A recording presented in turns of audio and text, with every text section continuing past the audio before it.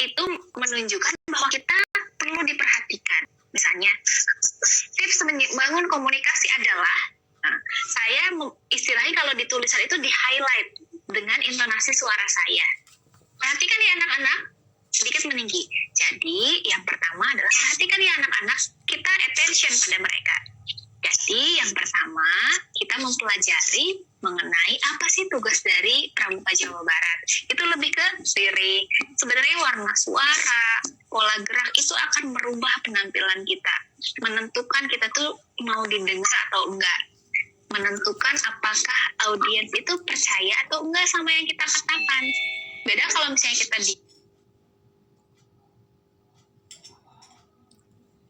diam aja, kita terlihatnya padahal misalnya sebenarnya cerdas, sebenarnya kakak-kakak jauh lebih cerdas pengalamannya dari saya, tetapi karena cara menyampaikan informasinya mungkin kurang pas, kalau kita lihat dari cara berkomunikasinya kurang efektif, yang akhirnya audiens tuh merasa biasa aja tuh, narasumbernya biasa aja sih, pembukanya, paparannya dan lain sebagainya.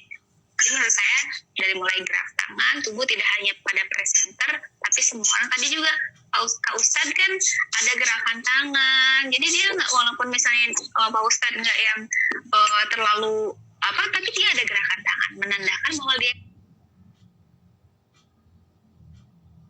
itu membawanya santai, begitu.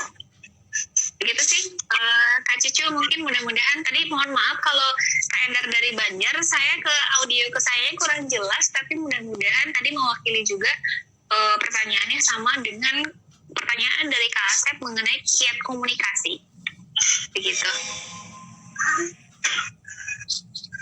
Baik, terima kasih Kak Tresia. Jadi ini ada lagi dari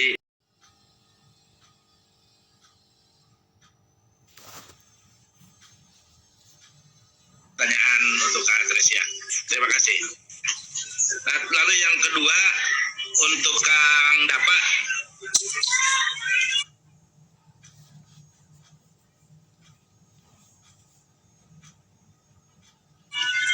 Masalah sholat Jumat ini Kak Kiai. Iya, Pak Haji. Sholat Jumat yang sempat kemarin bukan dilarang sebetulnya ya. Hanya dilarangnya mungkin untuk berjamaah aja. Ya, kalau Jumat itu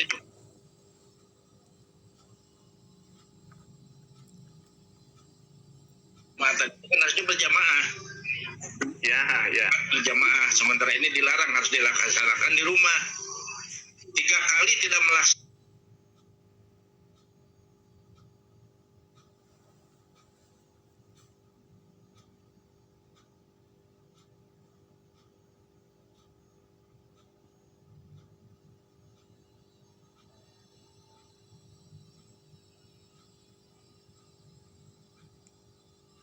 Karena kan sholat Jumat kita tahu apa disebutnya, itu Kak. Ini siap. Apa yang harus yang saya tanyakan itu kumaha gitulah ya.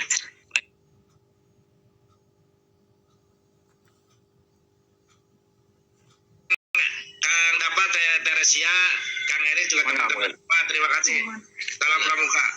Salam. Satu lagi silakan. Ada yang mau satu? Biasanya kasar. Ada lagi yang mau? Oke, Kak Asep, Kominfo dari Cimahi. Silakan Kak Asep. Sudah dibuka itunya. Silakan Kak Asep. Ya, mohon izin. Terima kasih. Halo. Ya. Assalamualaikum warahmatullahi wabarakatuh. Mohon izin. Waalaikumsalam warahmatullahi wabarakatuh. Kalau izin mohon izin buat semuanya, mohon maaf nih saya berpakaian seperti ini.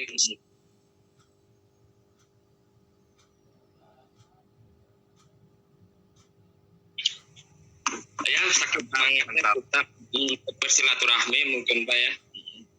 Ini ya terkait kegiatan ini, mudah-mudahan ini menjadi awal kita, barokahan kita di dalam ya kehidupan kita. Baik, yang ingin kami tanyakan kepada pemateri pertama mungkin, ini mungkin tadi saya sedikit terlambat ya. Ini kiat apa kira-kira untuk komunikasi kita di saat seperti ini yang lebih baiknya termasuk kepada anak didik kita gitu kan. Karena mungkin dengan keterbatasan fasilitas, mungkin ini bisa nyambung atau tidak, keterbatasan daripada jaringan dan lain sebagainya, sehingga anak didik kita juga ya, sedikit terbengkalai mungkin begitu kan. Tapi walaupun demikian, kami dari Cimahi tetap ya ada beberapa alternatif baik dari komunikasi kita via FB ataupun Instagram dan lainnya, blogspot ataupun website itu menjadi salah satu solusi mungkin. Kemudian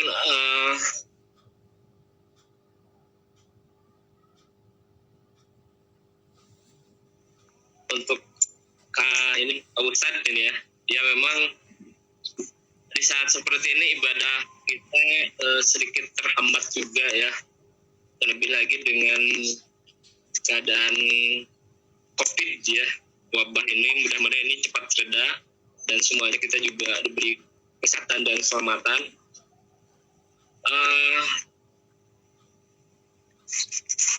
Dengan keterbatasan kita untuk berjamaah seperti itu, tadi yang sampaikan oleh penanya sebelumnya juga sama ya.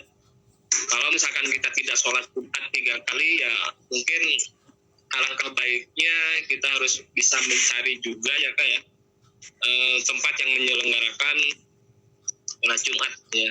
Tapi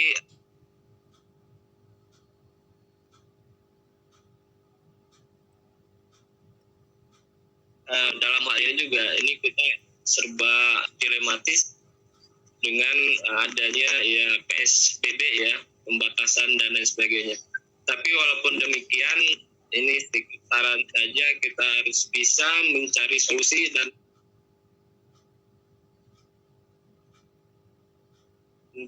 hal-hal yang memang bisa mencegah ya. Seperti tadi yang sampaikan mungkin sholat berjamaah ya, mungkin kita laksanakan tetap berjamaah ataupun ya kegiatan sholat Jumat, tapi ada physical distancing-nya atau pembatasannya. Itu mungkin solusinya mungkin Kak ya. Terima kasih, mungkin ini hanya tanggapan saja, mudah-mudahan ini bisa disimak.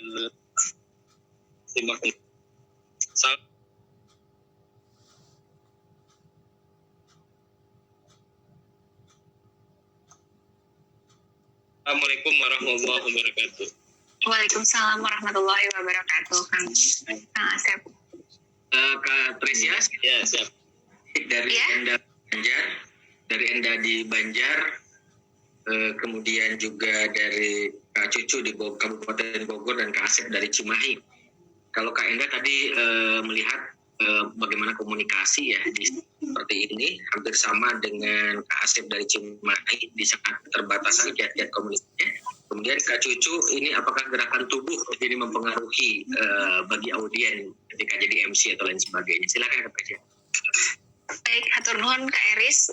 Saya mau mencoba menjawab. Sebenarnya tadi pertanyaan dari Kak Endar di Banjar ke audio ke saya kurang jelas, tapi baru aja Kak Eris sudah menjelaskan kurang lebih pertanyaannya adalah hampir sama dengan Kak Asep di Cimahi mengenai kiat-kiat komunikasi khususnya ke anak didik kita. Jadi begini, kita itu sebelum kita berbicara kita harus kenali audiens kita.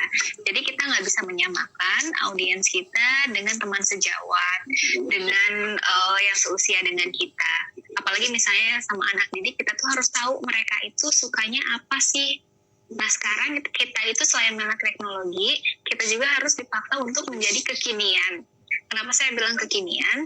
Jadi jangan sampai memang kita difasilitasi ada yang namanya aplikasi Zoom. Tapi apakah aplikasi Zoom itu memberatkan siswa atau tidak? Nah aplikasi Zoom itu ada yang berbayar, ada yang tidak kan. Mungkin kalau misalnya ini ke kita nggak terlalu banyak ambil kuota.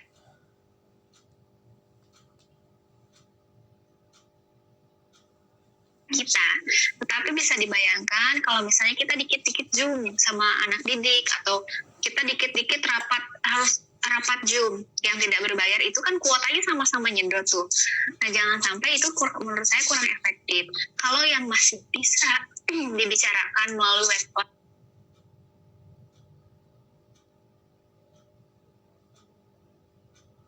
WhatsApp group atau misalnya melalui video call yang hanya bisa 4 orang atau Skype, itu menurut saya pakai itu aja dulu. Nah, Zoom ini sama juga, ini adalah kayak keluhan anak didik saya juga, termasuk kalaupun di beberapa kampus juga kita sudah dihimbau supaya tidak terlalu menggunakan Zoom. Tidak setiap pertemuan menggunakan Zoom. Karena Zoom itu satu sinyal, dua juga memberatkan anak didik kita karena kuotanya yang sangat begitu besar. Kecuali kalau seperti ini kan, ada host yang berbayar, kuota kita nggak terlalu banyak keluar. Nah, kalau yang gratis itu kasihan anak didik. Jadi lebih baik selama bisa kita komunikasikan by WhatsApp group atau misalnya video call, alangkah baiknya seperti itu. Dan kita juga harus kekinian. Kekinian sekarang banyak aplikasi yang digandrungi oleh anak-anak muda.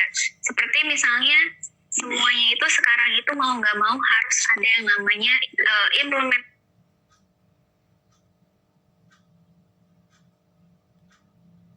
kegiatan kita. Saya contoh kegiatan Pramuka Jawa Barat. Sekarang ini lagi happening aplikasi TikTok. Why not? Misalnya kita juga tur campur selain Instagram, kita juga mulai ke TikTok dan lain sebagainya. Bisa menunjukkan itulah eksistensi siswa didik kita. Misalnya, nggak usah TikTok, kita jangan melihat dari sudut pandang yang negatif. Tapi kita juga bisa melihat sudut pandang yang positif. Banyak kok dokter-dokter yang melakukan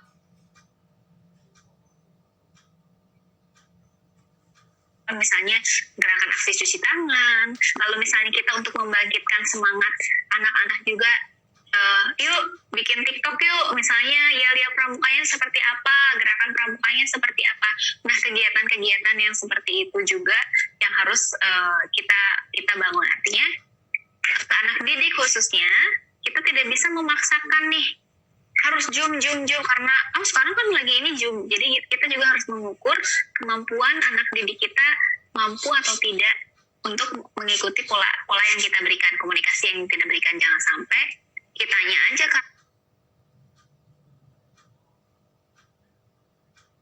karena kita mah enak nih Zoom gitu kan, kita punya host yang berbayar, tapi anak didik belum tentu, apalagi misalnya kendalanya sinyal yang di pedesaan dan lain sebagainya. Nah, ada 2 poin itu mengenai komunikasi yang efektif ya di tengah pandemi seperti ini. Karena kita mau nggak mau kita harus melakukannya by virtual semuanya. Tapi mudah-mudahan ketika misalnya nanti new normal, kita juga bisa mulai mungkin membiasakan diri kalau misalnya kita harus silaturahim tetap tidak mengindahkan aturan protokol dari pemerintah kayak gitu, tapi semuanya itu dibatasi. Jadi yang tidak perlu lebih baik di rumah, yang tidak perlu Zoom kita pun bisa menggunakan WhatsApp group dan aplikasi lainnya. Instagram juga sama, karena kalau misalnya anak-anak kan lebih gandrung itu media sosial, sekarang lagi ke TikTok. Nanti kita harus update, harus mengikuti nih perkembangan zaman. Jadi kita tuh harus jadi di kolonial, artinya kolot yang milenial gitu loh, yang mau mengikuti apa sih maunya anak, apa sih perkembangan cuman anak ya. Misalnya kita Pramuka Jawa Barat, tapi kenapa tidak bisa menjadi Pramuka Jawa Barat yang eksis gitu loh, yang eksis, dan kenapa yang viral di TikTok. Sekarang dokter lagi viral kok di TikTok, Pramuka juga. Nah, itu mungkin pertanyaan dari Kak Endar dan juga Kak Asep dari Kuarcap Cimahi. Lalu saya mau menjawab mengenai pertanyaan dari Kak Cucu dari Kuarcap Kabupaten Bogor. Apakah gerakan tubuh mempengaruhi oleh seorang pembawa acara? Baik itu pembawa acara, baik kita yang sedang berbicara pun, kalau misalnya saya ngomongnya kayak gini aja. Jadi saya mau menjelaskan mengenai komunikasi yang itu terkesannya kaku. Gitu. Kenapa saya bilang terkesannya kaku? Terkesannya kaku, ada penegasan di situ. Selain intonasi, selain misalnya saya nggak perlu misalnya teriak-teriak, atau cukup misalnya saya dengan meninggikan suara. Mohon perhatiannya ya kakak-kakak. Nah, itu menunjukkan bahwa kita perlu diperhatikan. Misalnya tips membangun komunikasi adalah, saya istilahnya kalau di tulisan itu di highlight dengan intonasi suara saya. Perhatikan ya anak-anak, sedikit meninggi. Jadi yang pertama adalah perhatikan ya anak-anak, kita attention pada mereka. Jadi yang pertama kita mempelajari mengenai apa sih tugas dari Pramuka Jawa Barat. Itu lebih ke lirik. Sebenarnya warna suara, pola gerak itu akan merubah penampilan kita, menentukan kita tuh mau didengar atau enggak, menentukan apakah audiens itu percaya atau enggak sama yang kita katakan.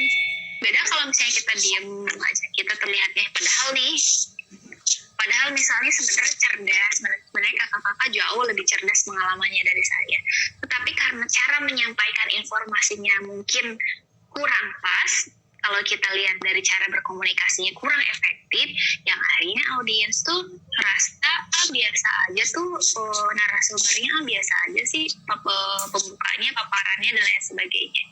Jadi menurut saya dari mulai gerak tangan, tubuh tidak hanya pada presenter, tapi semua orang. Tadi juga Kak Ustadz kan ada gerakan tangan, jadi dia nggak, walaupun misalnya Pak Ustadz nggak yang terlalu tapi dia ada gerakan tangan menandakan bahwa dia itu membawanya santai, begitu. Begitu sih Kak Cucu, mungkin mudah-mudahan tadi, mohon maaf kalau Kak Endar dari Banjar, saya ke audio ke saya kurang jelas, tapi mudah-mudahan tadi mewakili juga pertanyaannya sama dengan pertanyaan dari Kak Asep mengenai kiat komunikasi, begitu. Baik, terima kasih Kak Tricia. Jadi ini ada lagi dari siapa ini?